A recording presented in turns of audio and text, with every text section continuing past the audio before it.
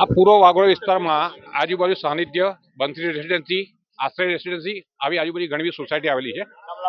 Kamala park છેલ્લા 5 વર્ષથી આ રોડની અમારી માંગણી હતી કે ભાઈ આ રોડ અમારો બનાવી આપવામાં આવે.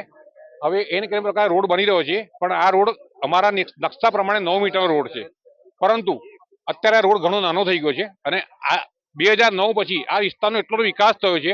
આ રોડ છે તુલસી હાઈટ સુધી જાય છે. જે અમને રોડ આપવામાં આવે છે એ અંદરનો રોડ છે. અંદરના રોડની જે સાઈઝ છે એ રોડ આપવામાં આવે છે. અમારી માંગણી ફક્ત એટલી છે કે આ રોડનો સ્પામ મોટો કરીને આપવામાં આવે, કારણ કે અહીંયા હવે આ મેઇન રોડ થઈ ગયો છે. અવર જવર સામાન્ય માણસની અવર જવર બહુ જ વધી ગઈ છે. તો અમારી બહુ શાંતિ સીધી માંગણી હતી કે રોડ નહીં તો વોટ નહીં, અમને રોડ બની આપવામાં. બીજું, છેલ્લા 2 વર્ષથી આ વિસ્તારમાં પાણીનું પ્રેશર ઘણું જ ઓછું છે.